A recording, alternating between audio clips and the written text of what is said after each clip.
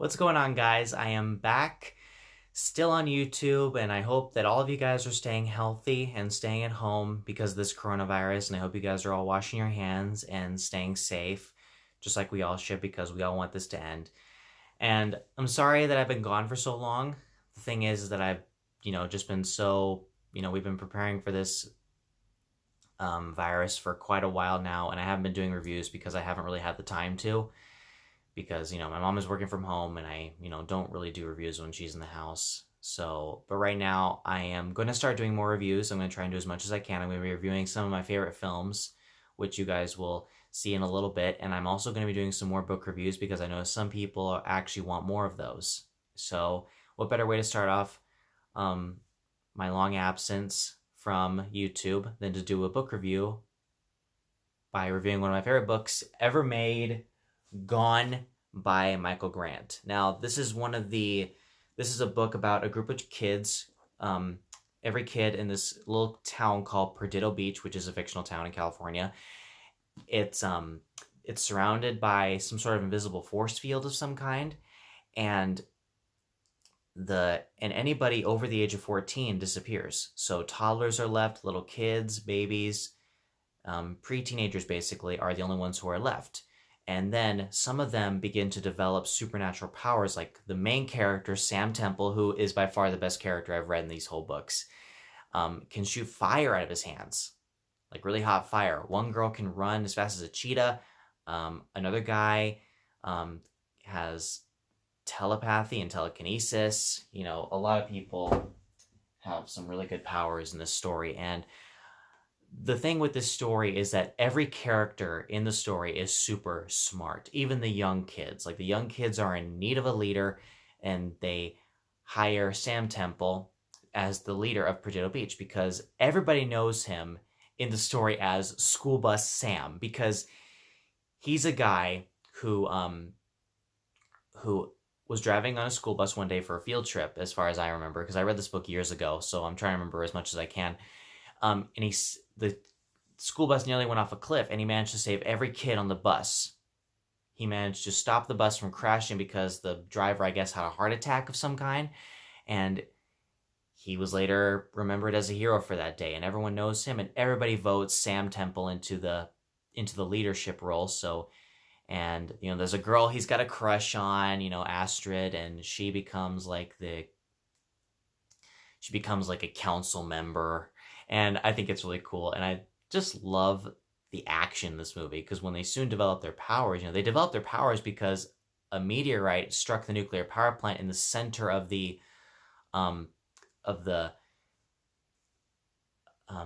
nuclear power plant, which is where the center of the whole dome takes place, because this dome is like 30 miles in diameter. It's crazy. This is actually a bigger scale than Stephen King's book Under the Dome, which, if you guys have not read that, I highly recommend you do, because that's another good book about a force field in a town that's being separated by it. And if you look, I'm going to open up the book for you guys so you guys can see. You guys can see this is the dome, where you can see this is the nuclear power plant right here, where the middle of the dome is. Right down here is Perdido Beach, which is where most of the action in the story takes place. Now, this is the first of 6 books, which I will review all of them. So I'm very excited to be doing that. I really do think that, in fact, Stephen King even said, exciting, high-tension stories. I love these books. Now, I 100% agree with that. There's a lot of tension in this story. There's a lot of stuff happening. In fact, there's one scene that nearly scared the crap out of me. There's a kid in the story named Drake, who is he's the most evil character in this entire book series. Like, he is so evil. Like, he's not even the main villain of the story. He's like the second main villain, if you think about it. What happens is that there's a boarding academy about a couple miles up the road from Perdido Beach, and Sam Temple apparently has a twin brother named Kane, who he hasn't seen since birth because they were separated, because their mom couldn't afford both of them, so she gave up one for adoption and kept the other one, which was Sam. And this guy Kane comes back from the boarding school, and they decide that they want to take over, but Sam encourages them not to. So what they do is that they take Sam and these other guys who have powers that come out of their hands, and they dip their hands in cement, and it was crazy. And then once the cement hardens, they manage to break it off, and then Sam shoots Drake with his fire out of his hands, and it burns him. It burns so much that they have to amputate his arm. Drake's arm. Damn. And there's this weird creature lurking around, you know, the darkness is what they call it, which I think they could have worked on that name a little bit, but still, it doesn't matter. I love it anyway. There's a scene where the darkness gives Drake and a whip for a hand, and it's alive. Yeah.